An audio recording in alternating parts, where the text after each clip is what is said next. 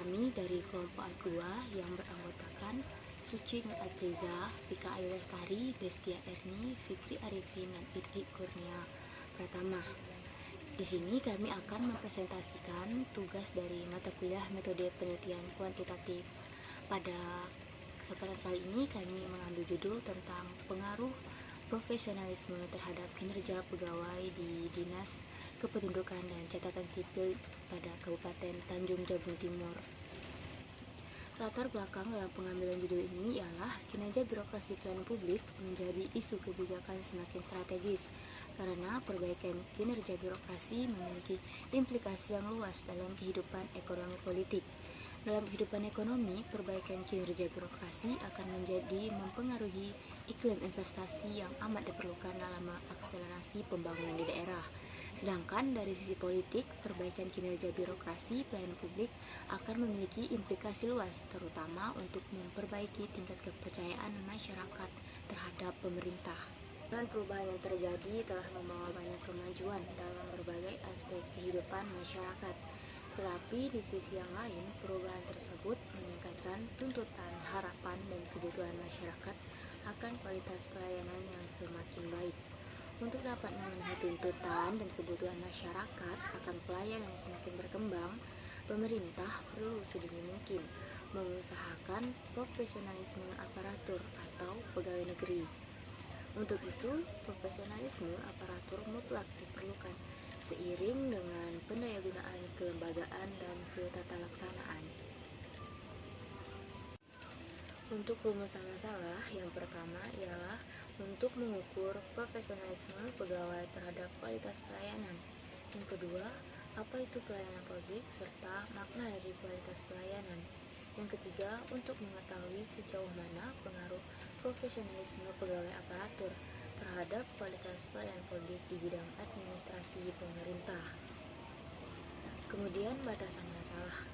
Berdasarkan latar belakang dan identifikasi masalah yang telah disebutkan, dan juga mengingat keterbatasan dan kemampuan, maka penelitian ini berfokus pada masalah profesionalisme pegawai terhadap kualitas pelayanan publik di Dinas Kependudukan dan Catatan Sipil di Kabupaten Tanjung Jabung Timur.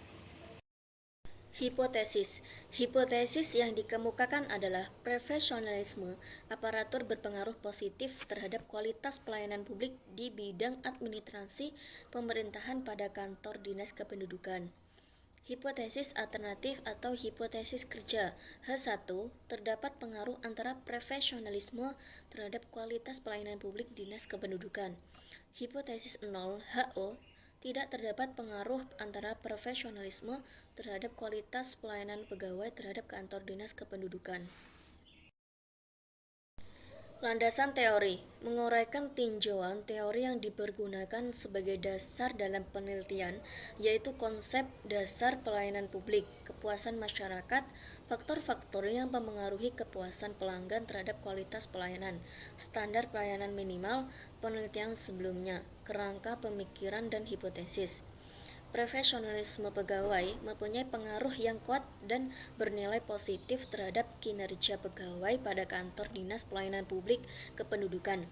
Dengan menggunakan analisis regresi linear sederhana, diperoleh hasil bahwa profesionalisme kerja pegawai mempunyai pengaruh yang kuat dan bernilai positif serta signifikan terhadap kualitas pelayanan publik, yang artinya apabila profesionalisme pegawai meningkat, maka kualitas pelayanan publik yang dihasilkan juga akan mengalami peningkatan. Baik, di sini saya akan menjelaskan materi selanjutnya ialah definisi pelayanan publik. Berdasarkan Undang-Undang Republik Indonesia Pasal 1 Nomor 25 Tahun 2019 tentang pelayanan publik, pengertian publik adalah kegiatan atau rangkaian kegiatan dalam rangka pemenuhan kebutuhan pelayanan sesuai dengan peraturan perundang-undang bagi setiap warga negara atau penduduk atas jasa, barang, dan pelayanan administrasi yang disediakan oleh penyelenggara pelayanan publik. Menurut A.G. Subarsono, pelayanan publik didefinisikan sebagai serangkaian aktivitas yang dilakukan oleh birokrasi publik untuk memenuhi kebutuhan warga pengguna. Pengguna yang dimaksud di sini adalah warga negara yang membutuhkan pelayanan publik seperti pembuatan akte kelahiran, pembuatan KTP, akta nikah, akta kematian, dan sertifikat. Berdasarkan uraian yang dibahas di atas, dapat disimpulkan bahwa pelayanan publik adalah proses pemenuhan keinginan dan kebutuhan masyarakat oleh penyelenggara negara. Dalam hal ini, negara didirikan oleh publik. Tentu saja dengan tujuan agar dapat meningkatkan kesejahteraan masyarakat. Pada hakikatnya, negara dalam hal ini pemerintahan ialah pemerintahan birokrasi. Haruslah dapat memenuhi kebutuhan masyarakat. Kebutuhan ini harus dipahami bukanlah kebutuhan secara individu, akan tetapi berbagai kebutuhan yang sesungguhnya diharapkan oleh masyarakat. Nah, di sini saya akan menjelaskan materi yang selanjutnya ialah analisis dan prinsip-prinsip pelayanan publik. Menurut Ibrahim, dalam bukunya yaitu Konsep Preventing Government dan Banishing Bureaucracy, yaitu asas-asas pelayanan publik antara lain hak dan kewajiban bagi pemberi dan penerima pelayanan publik tersebut haruslah jelas dan diketahui dengan baik, yaitu diketahui dengan baik oleh masing-masing pihak. Pengaturan setiap bentuk pelayanan umum harus disesuaikan dengan kondisi, kebutuhan, dan kemampuan masyarakat untuk membayar berdasarkan ketentuan perundang-undang yang berlaku dengan tetap berpegang pada efisiensi dan efektivitasnya. Mutu proses keluaran dan hasil pelayanan publik tersebut harus diupayakan agar dapat memberi kenyamanan, kelancaran, dan kepastian hukumnya yang dapat dipertanggungjawabkan. Faktor-faktor yang dapat mempengaruhi kualitas pelayanan publik. Yang pertama, struktur organisasi. Struktur organisasi dapat diartikan sebagai suatu hubungan karakteristik, norma-norma, dan pola-pola hubungan yang terjadi di dalam badan-badan eksekutif yang mempunyai hubungan baik potensial atau nyata dengan apa yang mereka miliki dalam menjalankan kebijaksanaan. Pengertian ini sejalan dengan apa yang dikemukakan oleh Robbins tahun 1995 bahwa struktur organisasi menetapkan bagaimana tugas akan dibagi, siapa melapor kepada siapa, mekanisme koordinasi yang formal, serta pola interaksi yang akan diikuti lebih jauh. Robbins mengatakan bahwa struktur organisasi mempunyai 3 komponen, yaitu kompleksitas, formalisasi, dan sentralisasi. Kedua, kemampuan aparatur. Aparatur pemerintah adalah kumpulan manusia yang mengabdi pada kepentingan negara dan pemerintahan, berkedudukan sebagai pegawai negeri. Aparat negara atau aparatur pemerintahan diharapkan mempunyai kemampuan baik berupa pengetahuan, keterampilan, serta sikap perilaku yang memadai sesuai dengan tuntutan pelayanan dan pembangunan sekarang ini. Yang ketiga, sistem pelayanan. Sistem pelayanan adalah kesatuan yang utuh dari suatu rangkaian pelayanan yang saling terkait. Bagian atau anak cabang dari suatu sistem pelayanan terganggu, maka akan mengganggu pula keseluruhan pelayanan itu sendiri. Dalam hal ini, apabila salah satu unsur pelayanan seperti mahalnya biaya, kualitasnya rendah, atau lamanya waktu pengurusan, maka akan merusak citra pelayanan di suatu tempat. Yang keempat, organisasi. Kemampuan dalam menyusun rencana kegiatan, kecepatan dalam melaksanakan tugas, tingkat kreativitas mencari tata kerja yang terbaik, tingkat kemampuan dalam memberikan pertanggungjawaban kepada atasan, tingkat keikutsertaan dalam pelatihan yang berhubungan dengan bidang tugasnya.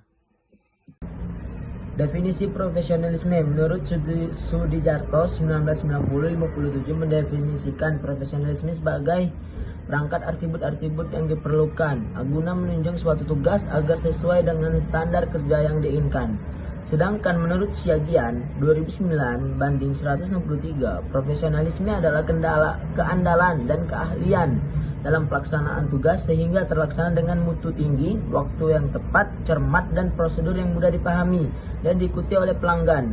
Di dalam profesionalisme itu terdapat keterampilan, penilaian yang baik, dan perilaku sopan yang diharapkan dari seseorang yang dilatih untuk melakukan pekerjaan dengan baik.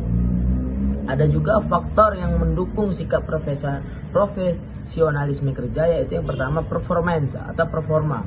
Performance dapat diartikan sebagai prestasi kerja, pelaksanaan kerja, penampilan kerja, prestasi kerja. Dapat dilihat dari yang pertama kualitas kerja, pengetahuan tentang pekerjaan, dan pendapat atau pernyataan yang disampaikan. Yang kedua itu ada akuntabilitas aparatur Akuntabilitas merupakan kebijakan strategis. Hal ini harus dapat diimplementasikan untuk menciptakan kepatuhan ke pelaksanaan tugas dan kinerja pegawai. Yang ketiga, loyalitas pegawai. Loyalitas aparatur yang berkaitan dengan karakteristik sosok profesionalisme menurut Islami dan dalam Royen ada GIS. Hal ini harus dapat diimplementasikan untuk menciptakan kepatuhan ke pelaksanaan tugas dan kinerja pegawai. Yang ketiga, loyalitas pegawai. Loyalitas aparatur yang berkaitan dengan karakteristik sosok profesionalisme menurut Islami dan dalam Royen adalah kesetiaan diberikan kepada konstitusi, hukum, pimpinan, bawahan, dan rekan sekerja. Yang keempat, kemampuan aparatur atau pegawai. Profesionalisme pegawai sangat ditentukan oleh tingkat kemampuan pegawai yang tercermin dalam perilaku sehari-hari. Usaha-usaha pengembangan profesionalisme kerja dalam rangka pengembangan profesionalisme kerja tentu saja diperlukan proses pendidikan, pelatihan, dan pembelajaran bagi para pegawai. Cara pengembangan profesionalisme kerja dapat dilaksanakan dengan kegiatan-kegiatan berikut. Yang pertama, menyelenggarakan kegiatan penataran dan pelatihan terhadap para pekerja yang dilaksanakan secara bertahap dan berkesinambungan, memberikan kesempatan kepada para pekerja untuk melanjutkan pendidikan ke tingkat lebih tinggi, mengirim atau mengolahkan para pekerja pilihan ke luar negeri, menyelenggarakan kegiatan seminar lokal karya atau workshop yang berkaitan dengan peningkatan kualitas tenaga kerja. Dan yang terakhir, menyediakan fasilitas dan bantuan dana kepada para pekerja yang berprestasi untuk meningkatkan keahlian di bidangnya.